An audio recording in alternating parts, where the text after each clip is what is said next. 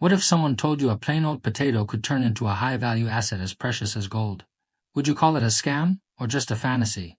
Over 200 years ago, something just like this happened in Prussia. Back then, Europe was ravaged by famine, and people were dying of hunger everywhere. King Frederick the Great was desperate. He discovered potatoes were high yield, easy to store, and could save lives. But no matter how many orders he issued to promote them, the people refused to eat potatoes.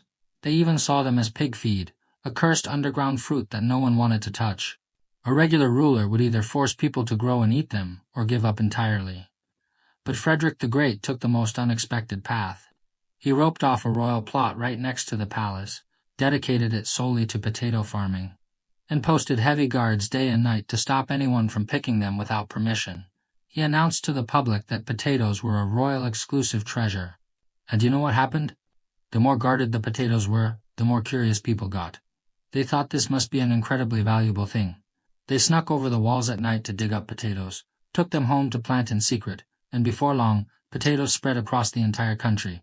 They became a lifesaver and turned the famine around completely. Think about it. These were the exact same potatoes, no different in taste or nutrients. So why did they go from being hated pig feed to a royal treasure as precious as gold overnight? It's not magic. This is the original story of turning potatoes into gold, and at its core lies a wealth logic that ordinary people can use for a lifetime.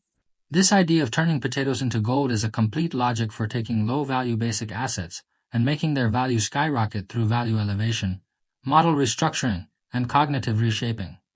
The potato is just a concrete example. It could be a basic skill you have, a repetitive job, a small unremarkable business, or even a hidden strength you've overlooked. So many people around us spend their whole lives being the potato farmers, working their fingers to the bone planting and selling potatoes, scraping by on hard-earned pennies.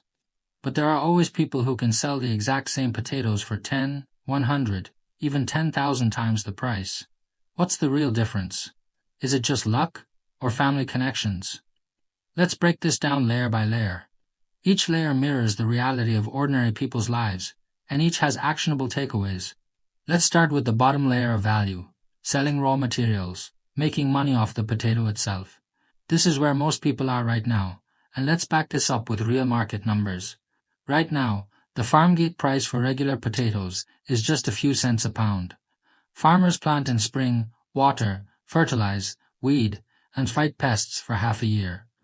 If a natural disaster cuts production, or market prices drop, they might only make a few $100s in pure profit per acre. What does selling raw materials mean for your career and personal life? It's when you trade nothing but your time and physical labor for money, doing repetitive basic work. Think factory assembly line workers paid by the piece. Entry-level office clerks, security guards, food delivery riders trading fixed hours for a fixed salary. Or craftspeople who only do basic handiwork, selling each piece as it's made with no added value at all. The key traits of this layer? You're extremely replaceable, your profits are squeezed to the bone, and your effort never matches your reward. No matter how hard you work, you're just growing bigger rounder potatoes. You'll still be selling them by the pound. Here's a tough question. Is your current job planting and selling potatoes, or turning potatoes into something else?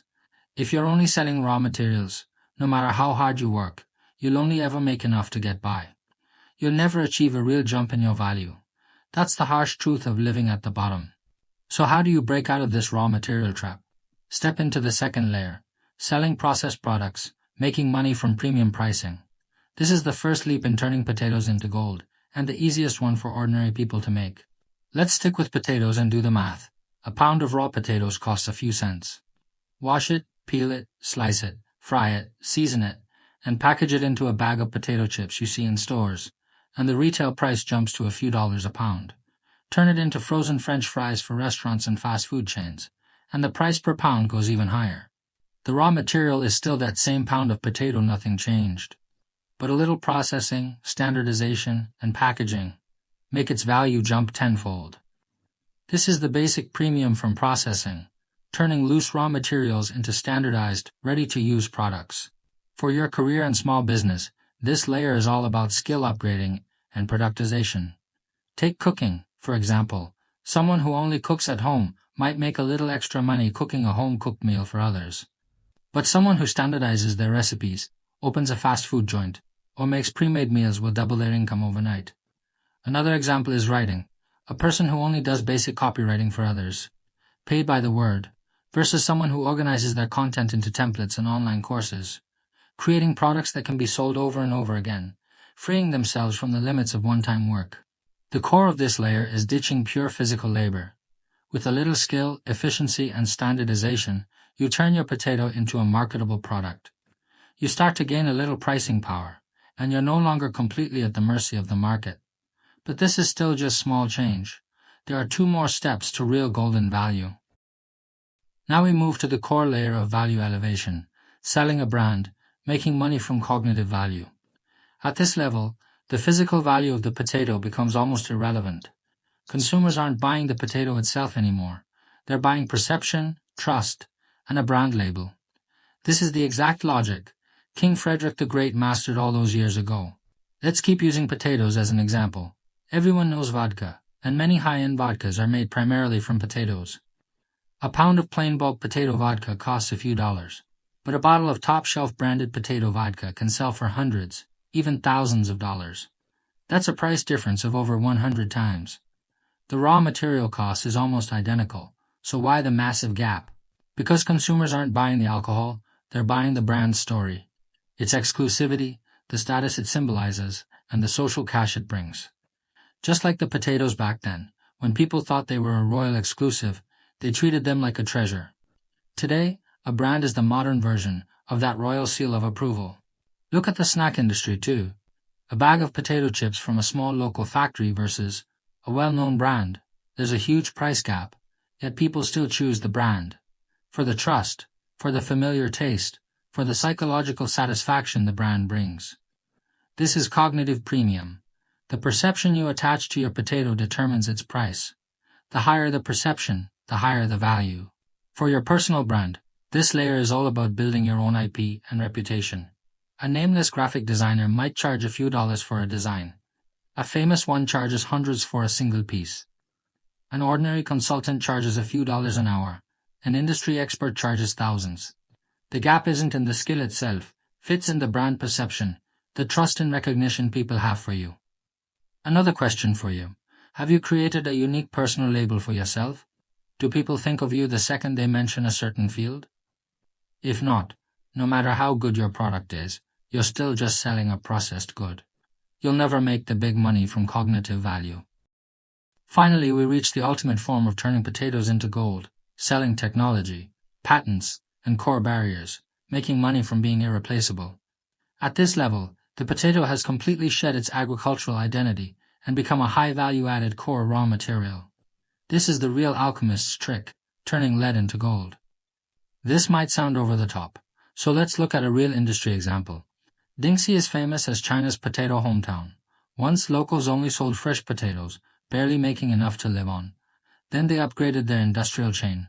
Not only did they make potato chips and French fries, but they also used biotech to extract potato protein, peptides, dietary fiber, and medical starch from potatoes. These aren't food anymore. They're core raw materials used in health supplements, cosmetics, medicine, and biotech products. A ton of regular potatoes sells for a few $100s on the market. But after scientific extraction, a ton of potatoes only yields a few kilograms of these high-value materials, and those kilograms can sell for tens of thousands, even hundreds of thousands of dollars. Some companies have even developed patented potato farming, preservation, and deep processing technologies. They make far more money selling these patents and technology licenses than they ever could planting and selling raw potatoes. The core of this layer is building uncopyable, irreplaceable barriers with technology and patents. When you hold the core technology, you hold absolute pricing power. That's when the potato truly becomes gold. For your career in business, this layer is about core competitiveness, exclusive technology, and patent copyrights. Think pharmaceutical company research patents, tech company core algorithms. A craftsperson's one-of-a-kind skills. These are barriers no one can take from you. This layer has the highest threshold, but once you reach it, you'll break free from low-price competition for good and achieve financial freedom. I need to clear up a big misunderstanding here. Turning potatoes into gold isn't about being unrealistic. Ditching your day job to gamble on get-rich-quick schemes, or blindly starting a business. It's not about turning a potato into actual gold. It's about changing how you think about the resources, skills, and time you have. Too many people fall for the hard work is useless myth, thinking they'll never make good money no matter how hard they try. But it's not that hard work is useless, it's that you're working hard in the wrong direction. Slaving away to grow a few more pounds of potatoes at the raw material layer will never change your life. It's better to spend that time learning how to process your potatoes, build a reputation, and create your own small barriers. Hard work will always be the foundation, but hard work alone is never enough. Work hard in the wrong direction, and you'll only make your labor cheaper.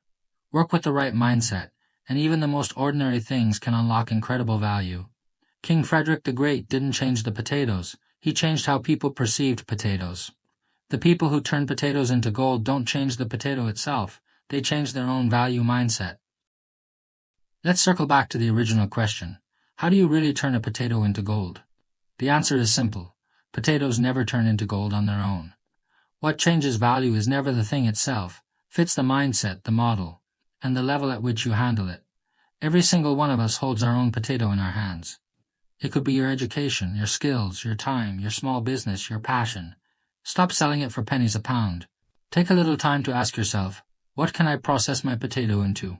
What label can I put on my potato? What barriers can I build around my potato? Even taking one small step forward will let you break free from low-price struggles and the rat race at the bottom.